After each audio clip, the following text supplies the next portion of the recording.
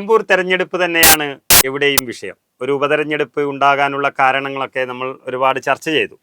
പക്ഷേ ഇപ്പോൾ എല്ലാവരും പ്രചരണ പരിപാടി തുടങ്ങിയ അവസ്ഥയിൽ നിലമ്പൂരിൽ ആര് ജയിക്കും എന്നുള്ള ചോദ്യമാണ് നമ്മൾ ആദ്യം തന്നെ ഉന്നയിക്കുന്നത്. ഒറ്റ വാക്കിൽ പറഞ്ഞാൽ ആ ചോദ്യം അപ്രസക്തമാണ്. UDF തന്നെ ജയിക്കും. നിലമ്പൂരിൻ്റെ പാരമ്പര്യം UDFൻ്റെ അല്ലെ കോൺഗ്രസിൻ്റെ പാരമ്പര്യമാണ്. ആ പാരമ്പര്യത്തിന് കോട്ടം തക്കട്ട ഒരു കാര്യം സംഭവിച്ചിട്ടില്ല. അല്ല, ഇപ്പോൾ ഈ PV അൻവർ വന്നു, PV അൻവർ ജയിക്കാൻ സാധ്യതയുണ്ട് എന്ന് പറയുന്നു. അതുപോലെ തന്നെ സ്വരാജ് ജയിക്കാൻ സാധ്യതയുണ്ട് എന്ന് പറയുന്നു. ഇപ്പോൾ സാറ് പറഞ്ഞതുപോലെ ഷൗക്കത്ത് സുഖമായി ജയിക്കുമെന്ന് പറയുന്നു. അപ്പോൾ എല്ലാവരും ജയിക്കാൻ തക്ക ഉള്ള ഒരു സാഹചര്യമല്ല അവിടെ ഉള്ളത്. അതായത് ഇപ്പോൾ അത് പ്രവചനാതീതമാണ് എന്നൊക്കെ പറയുമ്പോഴും നമുക്കതിൻ്റെ ചരിത്രം എടുത്തു നോക്കിയാൽ ഞാനും സാറ് പറഞ്ഞതിൻ്റെ കൂടെ തന്നെ നിൽക്കുകയാണ്. അത് UDFൻ്റെ സീറ്റാണ്. അൻവർ ഇല്ലാത്ത LDFന് അത് കിട്ടില്ല എന്നുള്ളതാണ് ഞാൻ ചരിത്രത്തിൽ നിന്ന് മനസ്സിലാക്കിയിരിക്കുന്നത്. അൻവർ LDFൻ്റെ കൂടെ ചേർന്നിട്ടുണ്ടായിരുന്നെങ്കിൽ പോലും അത് കിട്ടില്ല. കാരണം അതിൻ്റെ CPMൻ്റെ മുഖം എന്ന് പറയുന്നത് അത് സ്വരാജിൽ കൂടെ അവതരിപ്പിച്ചാലും ചിന്താചരമിൽ കൂടെ അവതരിപ്പിച്ചാലും പിണറായി വിജയനിൽ കൂടെ അവതരിപ്പിച്ചാലും CPMൻ്റെ മുഖം ഏറ്റവും വികൃതമായ മുഖമാണ്. പിന്നെ ഈ സ്വരാജിനെ അവതരിപ്പിക്കുന്നതിന് പ്രശ്നങ്ങളുണ്ട്. സ്വരാജിനെ ഗ്ലോറിഫൈ ചെയ്യുന്നത് ആരാണ് സ്വരാജ്, എന്താണ് സ്വരാജ്, ഇപ്പം എന്താ നിലപാട് സ്വരാജിന്? സ്വരാജ് ഇപ്പോൾ എല്ലാവരും ചോദിക്കുന്ന പോലെ ഇപ്പോൾ 2016-ലും 2021-ലും PV അൻവറിനെ അവിടെ കൊണ്ടുപോയി CPM നിർത്തുന്ന സമയത്തും അതേ നിലമ്പൂരുകാരൻ തന്നെയായിരുന്നു സ്വരാജ്. ഇപ്പോൾ എന്താ പറയുന്നത്? സ്വരാജ് വന്നിരിക്കുന്നു, നിലമ്പൂരിൻ്റെ സ്വന്തം സ്വരാജ്, നിലമ്പൂരുകാരൻ തന്നെ സ്ഥാനാർത്ഥിയായി വന്നിരിക്കുന്നു എന്ന്. അന്ന് 2 തവണ അൻവറിനെ ആക്കുമ്പോഴും അൻവറിന് പകരം വേറൊരാളെ തേടുമ്പോഴും ഈ സ്വരാജ് അവിടെ തന്നെ ഉണ്ടായിരുന്നു. പക്ഷെ സ്വരാജിനൊന്നും ജയിക്കാൻ പറ്റാത്തൊരു മണ്ഡലമെന്ന് അന്ന് തന്നെ വിധി എഴുതിയതാണത്. പിന്നീട് ഇത്രയും വർഷക്കാലമായി വലിയ വലിയ ദുഃഖങ്ങൾ സംഭവിച്ച സമയത്ത് പോലും ആ നാട്ടിലേക്ക് സ്വരാജ് സജീവമായി ഉണ്ടായിരുന്നില്ല എന്നുള്ളതാണ് മറ്റൊരു വശം.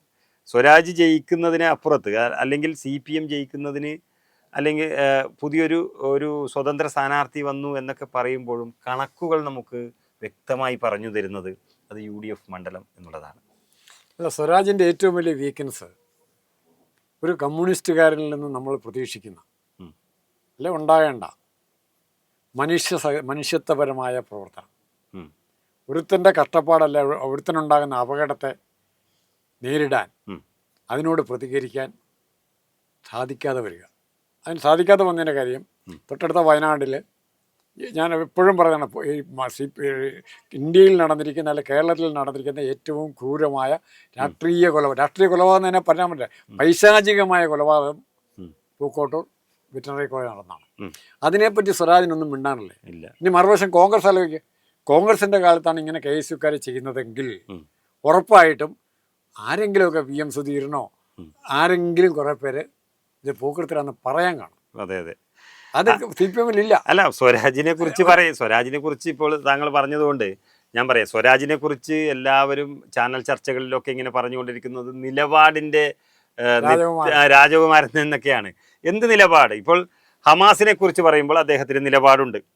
പാകിസ്ഥാനിൽ പോയി യുദ്ധം അതൊക്കെ അൻവർ തന്നെ കഴിഞ്ഞ ദിവസം പറഞ്ഞതാണ്. അതായത് ഇവിടുത്തെ 10-26 സ്ത്രീകളെ അവരെ വിധവകളാക്കി അവിടുത്തെ ഭീകരന്മാർ ചെയ്തതിന് ഒരു തിരിച്ചടി നൽകുന്നു എന്നതിന് സ്വരാജ് അവരുടെ ഭാഗത്ത് നിന്ന് ഫേസ്ബുക്ക് പോസ്റ്റ് ഇട്ടു.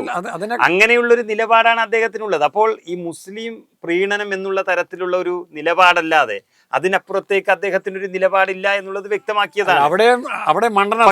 പക്ഷേ ആ സമയത്ത് തന്നെ ഇവിടെ ആശാവർക്കർമാർ പട്ടിണി കിടക്കുകയാണ്, ഉണ്ടാനില്ല. എത്രയോ പ്രശ്നങ്ങൾ കേരളത്തിലുണ്ട്. മുഖ്യമന്ത്രിയുടെ മകൾ വലിയൊരു അന്വേഷണം നേരിടുകയാണ്. അതിലൊക്കെ എന്താണ് ഇദ്ദേഹത്തിന്റെ നിലപാട്? അതാണ് കേരളത്തിലെ ജനങ്ങൾക്ക് അറിയേണ്ട കാര്യത്തിലൊന്നും ഒരു നിലപാട്. ഇതില് ഒരു സ്വതന്ത്ര ചിന്താഗതിക്കാരനാണെങ്കിൽ, പാർട്ടി സ്വതന്ത്രമായി കാര്യങ്ങളെ വിലയിരുത്താനുള്ള കഴിവുള്ളവനാണെങ്കിൽ, തൻ്റെ ഉള്ളവനാണെങ്കിൽ, ലോകചരിത്രത്തിൽ കേരളത്തിലെ പറഞ്ഞ പോലെ ലോകചരിത്രത്തിൽ അടുത്ത കാലത്തുണ്ടായി ഏറ്റവും ക്രൂരമായ അടിച്ചമർത്തലുകളിലൊന്ന് ടിയാൻമെൻ സ്ക്വയറിൽ ഡെങ് സിയാവോപിങ്ങിൻ്റെ കൊച്ചു പിള്ളേർ LKG വരെ മുദ്രാവാക്യം വിളിക്കാൻ പോയ കൊച്ചു പിള്ളേരുടെ മേൽ വരെ ടാങ്ക് കയറ്റിയിടുകയും അരച്ച് ചേർക്കായത്. ആ സമയത്ത് ചൈനീസ് കമ്മ്യൂണിസ്റ്റ് പാർട്ടിയെ സപ്പോർട്ട് ചെയ്യാൻ തീരുമാനിച്ച ഒരുത്തൻ. അങ്ങനെ കമ്മ്യൂണിസ്റ്റ് പാർട്ടി കമ്മ്യൂണിസ്റ്റ് എന്ന് പറയാൻ പറ്റുമോ? അതിൽപ്പെട്ടവനവൻ. അതെ അതെ. പിന്നെ കമ്മ്യൂണിസ്റ്റുകാരെന്ന് ആർക്ക് പറയാൻ പറ്റും? പക്ഷേ നിലപാട് VS അച്യുതാനന്ദന്റെ കാര്യത്തിൽ വ്യക്തമായ നിലപാടുണ്ടായിരുന്നു. അത് പറഞ്ഞിട്ടുണ്ടോ എന്ന് എനിക്കറിയില്ല. പക്ഷെ അതാണ് പ്രചരിക്കുന്നത്, വെട്ടി പട്ടിക്കുട്ട് കൊടുക്കണം. പട്ടിക്കിട്ട് ആരെ പറ്റി? അച്യുതാനന്ദൻ ആരെയായിക്കോട്ടെ, TP ചന്ദ്രശേഖരനെ കൊടുത്തില്ലേ? കൊടുത്തു. അച്യുതാനന്ദനെ കൊടുക്കാൻ പറ്റിയില്ല. അതെ, അത് അച്യുതാനന്ദനെ ക്യാപിറ്റൽ പണിഷ്മെന്റ് കൊടുക്കാൻ പറ്റിയില്ല. കാരണം ഇവൻ പട്ടി അച്യുതാനന്ദനെ കൊണ്ട് ചെന്നപ്പോഴത്തേക്കും പട്ടി ഓടിക്കാണും. അതിനേക്കാൾ വലിയ വിഷ വരുന്നത്. അതാ സംഭവിച്ചിരിക്കുന്നതാ. അങ്ങനെ പറയാൻ ഒരു മനുഷ്യന് എങ്ങനെ സാധിക്കും? അവനെ സ്ഥാനാർത്ഥിയാക്കാൻ CPM എങ്ങനെ സാധിക്കും? അതാ ആലോചിക്കണ്ടേ. അതൊക്കെ അതൊരു സമ്മാനമായി പിണറായി വിജയൻ കൊടുത്തു എന്ന് തന്നെ പറയേണ്ടി വരും. അപ്പൊ നിലമ്പൂരെ ജനങ്ങളുടെ മുമ്പിലുള്ള ഓൾട്ടർനേറ്റീവ് എന്താണ്? ഒന്നാമത്തെ പറയാം, ഒന്ന് പിണറായിയുടെ ഗവൺമെന്റും അല്ലെ പിണറായിയുടെ ഈ ശിങ്കിടികളായ ഇവൻ സ്വരാജിനെ പോലുള്ളവർ ചെയ്യുന്ന പോക്കിരിത്തരങ്ങൾ, അല്ലെ അതിനെ ന്യായീകരിക്കല്. രണ്ടാമത്തെ കാര്യം, ജനങ്ങളുടെ മുമ്പിൽ തന്നെ ഉള്ളത് അവരുടെ പ്രശ്നങ്ങൾ, അവരുടെ മേൽ കുതിര കയറാൻ വരാത്ത ഒരു സിസ്റ്റം സംവിധാനമാണ് കോൺഗ്രസിൻ്റെ. ആര്യടൻ ഷൗക്കത്തിനെ പറ്റി പറഞ്ഞു. ആര്യടൻ ഷൗക്കത്ത് നിങ്ങൾക്ക് വേണേൽ പറയാം, മറ്റേ പ്രകാശിനെ തോപ്പിക്കാൻ കോൺഗ്രസിനെ കാലുവാരി എന്ന് പറയാം. പക്ഷേ നിലമ്പൂരെ ജനങ്ങളുടെ മേൽ കുതിര കയറാൻ ആര്യടൻ ഷൗക്കത്ത് വന്നില്ല. അവിടെ തന്നെ ഉണ്ടായിരുന്നു. അപ്പോൾ അതിൻ്റെ അർത്ഥം എന്താ? സ്വരാജാണെങ്കിൽ CPM-നെതിരായിട്ട് ആരെങ്കിലും പ്രകടനമോ വല്ലതോ നടത്തി കഴിഞ്ഞാൽ അടിച്ചൊതുക്കാൻ പറയും. ക്രൂരമായിട്ട് ഷൗക്കത്തൊരിക്കലും പറയില്ല. അങ്ങനെ ഒരു മനുഷ്യസ്നേഹിയാണ്. ഒരു പൊതുപ്രവർത്തകൻ മനുഷ്യസ്നേഹിയല്ലേ, പിന്നെ പൊതുപ്രവർത്തനം പറയാൻ പറ്റുമോ? ശരിക്കും പറഞ്ഞാൽ ഈ കഴിഞ്ഞ തവണ തൃപ്പൂണിത്തുറയിൽ സ്വരാജ് ജയിച്ചിരുന്നുവെങ്കിൽ ഒരു പക്ഷെ മന്ത്രിയാകാൻ സാധ്യതയുള്ള ഒരാളായിരുന്നു. അത് ഇല്ലാതാക്കിയത് ഇപ്പോൾ CPM അദ്ദേഹത്തെ തോൽപ്പിച്ചത് എന്ന് പറയാൻ പറ്റില്ല.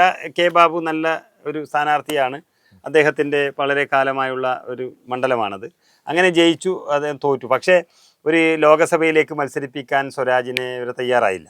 ഇപ്പോൾ നിലമ്പൂരിലേക്ക് ഇന്നിപ്പോൾ അറിയാൻ പറ്റുന്നത് കോൺഗ്രസിൻ്റെ പല നേതാക്കളെയും കണ്ട് ആരും സമ്മതിക്കാത്തത് കൊണ്ട്, ചാനൽ ചർച്ചയിൽ പറയുന്നത് പോലെ ഏതോ ഒരു മരണപ്പെട്ട കോൺഗ്രസ് നേതാവിൻ്റെ ഭാര്യയെ വരെ ഇവർ സ്ഥാനാർത്ഥിയാക്കാനുള്ള എല്ലാ തയ്യാറെടുപ്പിലും ഉണ്ടായിരുന്നു. പക്ഷെ ആരും സമ്മതിക്കാത്തത് കൊണ്ട് അൻവറില്ലാത്തൊരു CPM-ന് നിലമ്പൂരിൽ ജയിക്കാൻ കഴിയില്ല എന്നുള്ളത് കൊണ്ട് ആരും സമ്മതിക്കാത്ത അൻവറുള്ള CPM ജയിക്കില്ല. ഇപ്പൊ തെരഞ്ഞെടുപ്പ് നടന്നാൽ അൻവറും കൂടെ കൂടിയാൽ പോലും CPM-ന്റെ കൂടെ കൂടിയാൽ പോലും ജയിക്കാൻ പോകുന്നില്ല.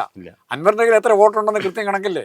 കഴിഞ്ഞ പ്രാവശ്യം കിട്ടിയ വോട്ട് LDF-ന് എത്ര വോട്ടുണ്ട്? LDF-ന് പകുതി വോട്ടെങ്കിലും അല്ലെ പകുതി കൂടുതൽ വോട്ടെങ്കിലും ഉണ്ടെങ്കിൽ അൻവറിന്റെ വോട്ടില്ല. അതെ, അങ്ങനെ ആരെയും കിട്ടാതിരിക്കുമ്പോൾ വന്ന സ്ഥാനാർത്ഥിയാണ് നിലമ്പൂരിൽ സ്വരാജ് എന്ന് പറയേണ്ടി വരും. അപ്പോൾ നമുക്ക് മനസ്സിലാക്കാം അദ്ദേഹത്തിന്റെ വിജയം എത്രത്തോളം ഉണ്ടാകും എന്ന്.